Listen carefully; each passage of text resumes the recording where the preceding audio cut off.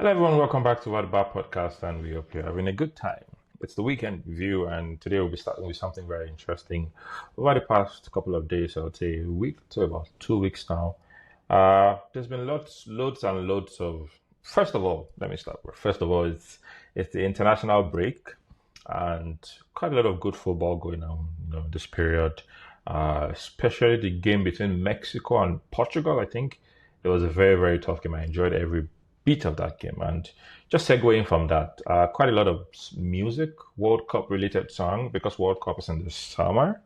So there's been a lot of World Cup related songs that have been released by countrysides. And we'll just be reacting to those songs. And we're going through the one of Portugal, I think Brazil. We'll be checking on the one of France, which happens to be the hottest at the moment. And then we'll be listening to one from one of our brothers. Okay, let's start with the one from Portugal.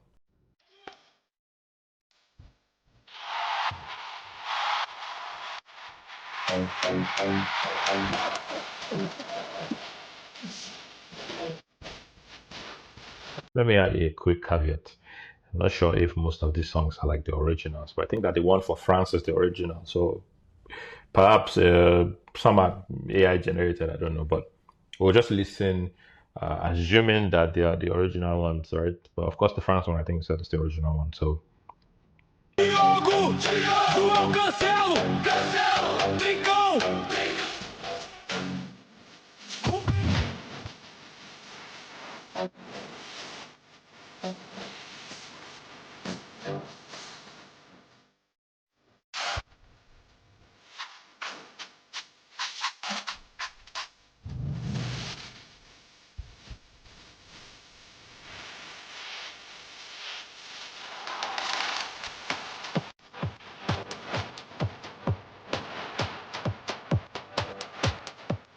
That was really good. I love this one from Portugal, especially the fact that they put Ronaldo at the end, and so the king has arrived. I love this one. I love this one. And then let's look at the next one. To be the one from Brazil. Brasil! Brasil! A seleção chegou! Everything sounds the same at this point, so which is why I added the caveat initially that it's possible that it's AI generated, but yeah. E é o Brasil!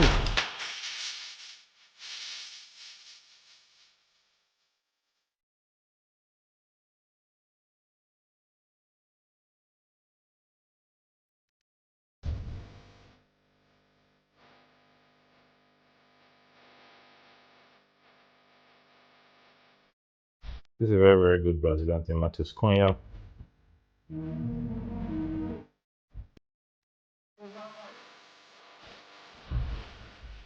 Is Neymar going to the World Cup though? Because I see they're doing a respect to Neymar kind of thing also in their video, just like the one for Portugal for Ronaldo. But will he be at the World Cup? We'll let Ancelotti decide that. O rei voltou!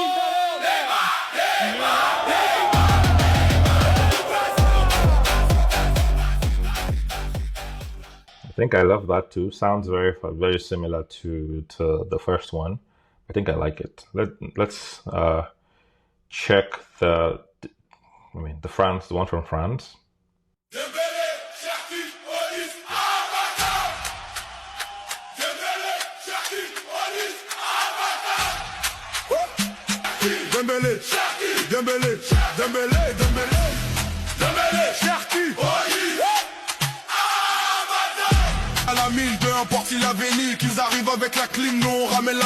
This is full-blown rap.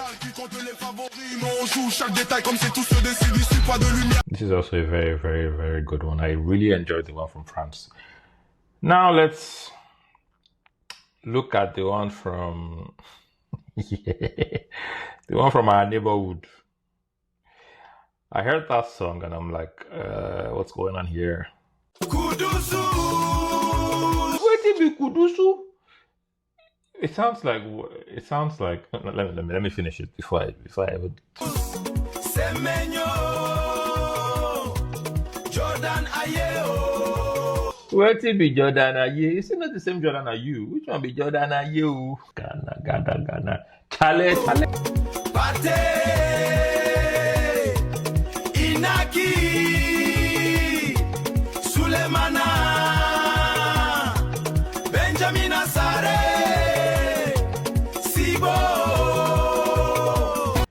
What do I think about this? Seriously, I think it sounds good. It's just that the pronunciation of those names is very interesting. Jordana, you. Or is it, I don't know, my Ghanaian friends or Ghanaian followers, tell us in the comments section. Is it Jordana Ye? In Ghana, is it called Jordana Ye? Or it's Jordana you? Like it's called, I mean, all of the time there's been in England, it's Jordana you. Let me know in the comment section. Is this how the name is pronounced, or it's just the person who sang this song who decided to do whatever they liked? Jordana you. Let's see one more song. La mina, la mina, la mina, la mina, la mina, la mi, la mia Maldani, la mia Maldani. This is said to be from Spain, but I mean, again, just like the caveat that I dropped earlier, face value, right? But let's listen to it. Maldani, la mia Maldani. López Ferran Torres Miquel, Oyardábal Pau Cubarsi, David Raya Miquel Merino Marco Curella Fabián Ruiz Pedro Porro Martín Subimedi. Oh, well, that sounds good. Sounds good. But anyways, let me know what your thoughts are in the comment section. Who do you think killed that World Cup song? You know, who do you think killed the World Cup song? Was it for me, I think the one from the French team ranks higher, and of course the one from the Brazilian team also sounds really good. Carry it again, they might not be the official ones, but yeah. And just to continue with the weekend review, there's also breaking news from Tottenham. I think it was from today, Sunday, that Igor Tudor has left Tottenham by mutual agreement just after 44 days in charge. And you know, let's just take a look at the numbers. The numbers are really brutal. 7 games, 1 win, 2 draws, 4 defeats. The Tottenham team scored 9 goals and conceded 17. There was no clean sheet in those 7 games, and also they exited the Champions League to Atletico Madrid, even though that was probably one of the best games, apart from the one against Liverpool, I think, where they drew. I mean, games where they put up a very good fight, but the Atletico one was a really good game. Actually, they scored 3 and then they considered 2 to crash out. Was not enough for them to effect anything in that game.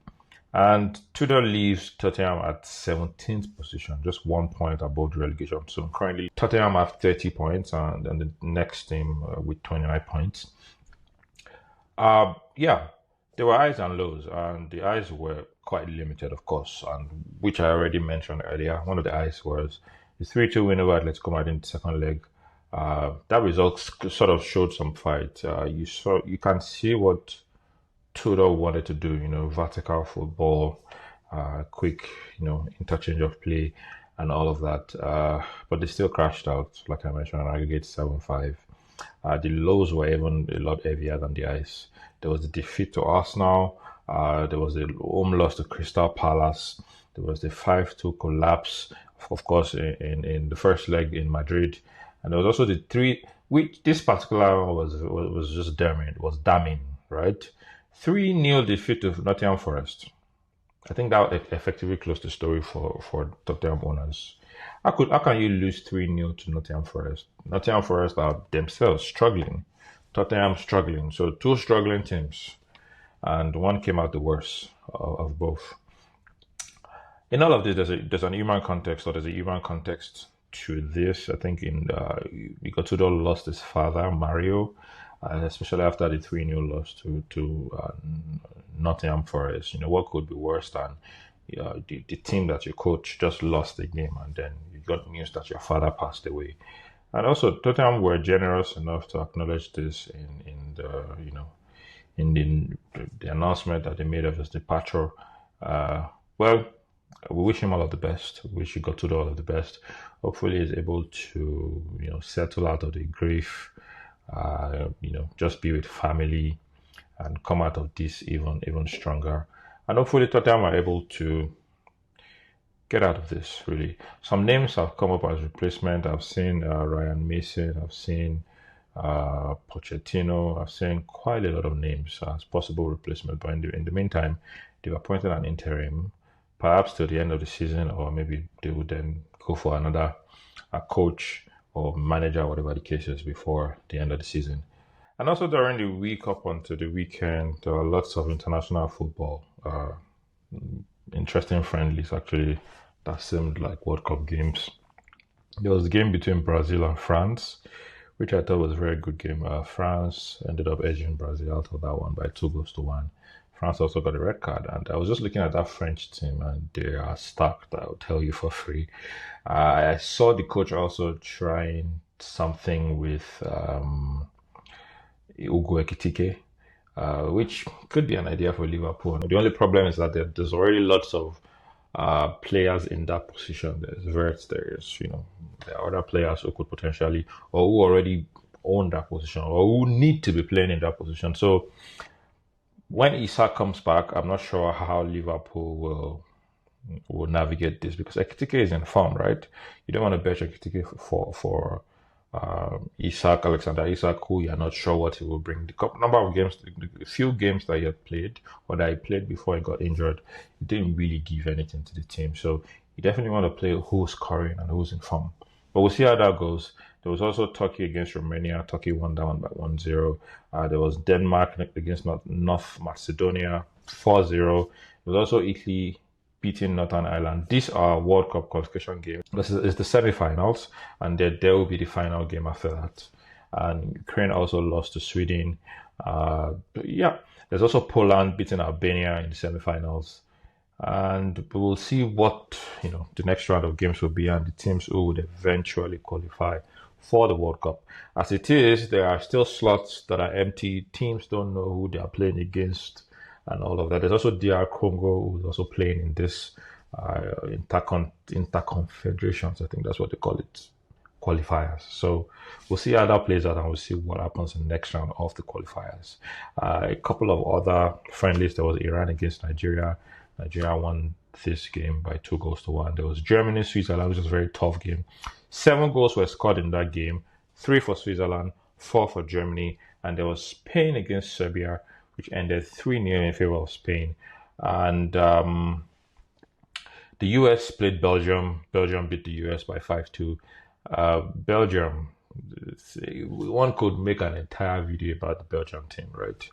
Given that they had this golden era at some point, but unfortunately for them, the manager that they had at the time could not maximize, the skills and the ability of those players in the golden era.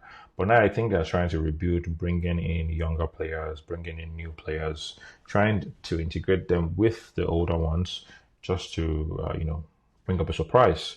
But we'll see how that goes for Belgium in the next couple of weeks when they actually start playing competitive games.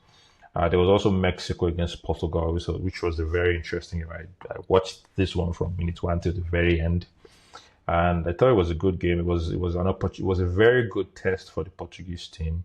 Also for the Mexicans, it was a very, very big test for them. I think both teams gave their all on the pitch.